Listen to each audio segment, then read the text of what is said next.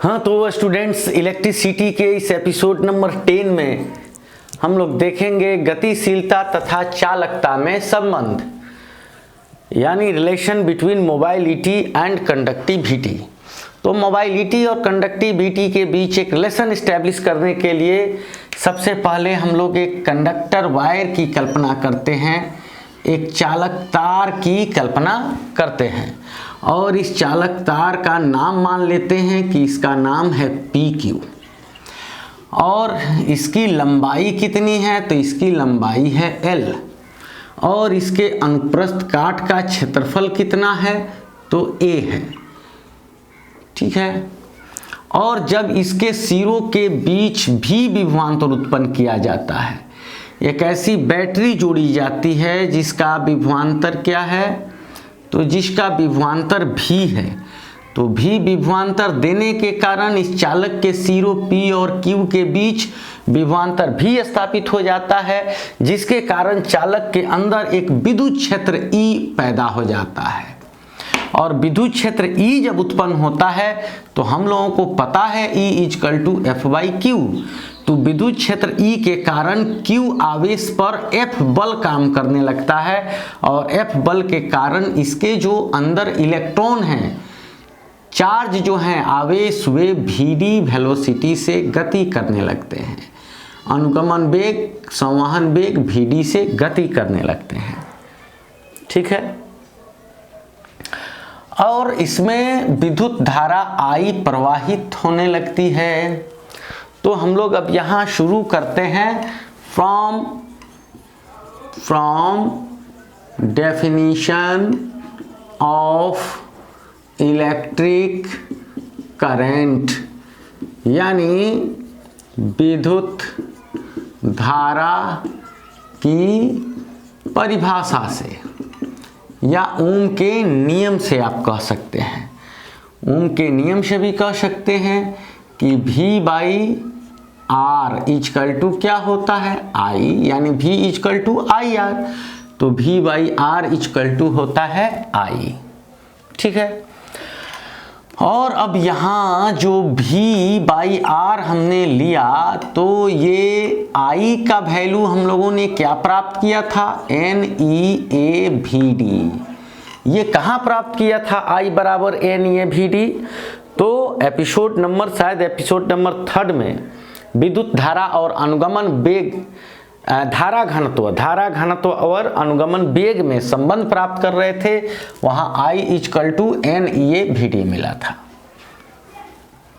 अब यहाँ पर ये जो V है तो ये V पोटेंशियल E से रिलेटेड है, तो E = क्या होता है, V/R।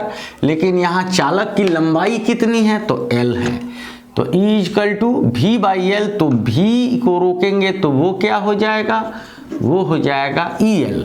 तो V के जगह पर हम लोग क्या रख देते हैं, तो EL रख देते हैं और ये R रख दिए और इधर से A को उठा लाए, तो यहाँ बच गया NeVd।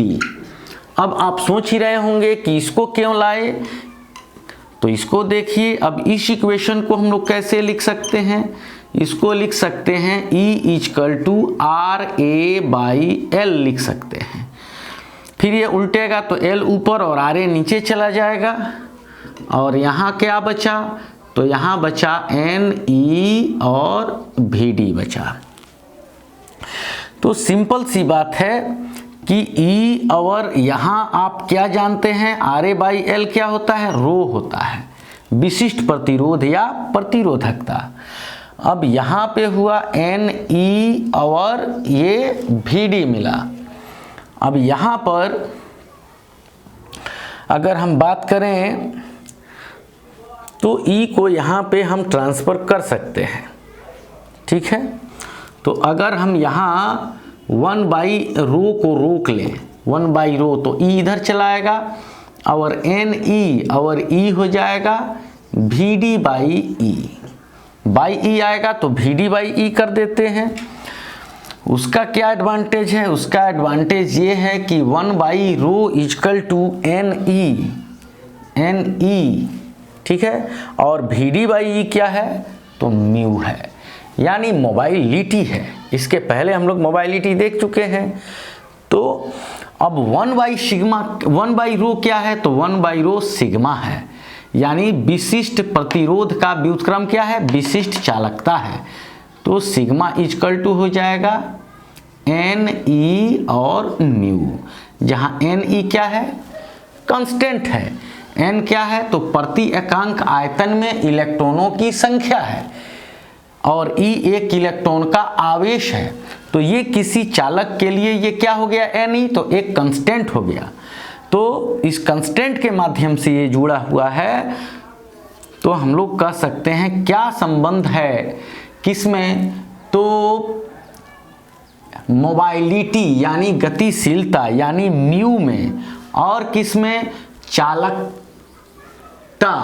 यानी सिग्मा में। तो ये सूत्र निकला sigma equal to N E mu. तो sigma equal to N E mu, यानी सिग्मा और म्यू में यही मैथमेटिकल रिलेशन होगा, है ना। तो अब अगले एपिसोड में हम लोग किसी दूसरे टॉपिक को देखने का प्रयास करेंगे।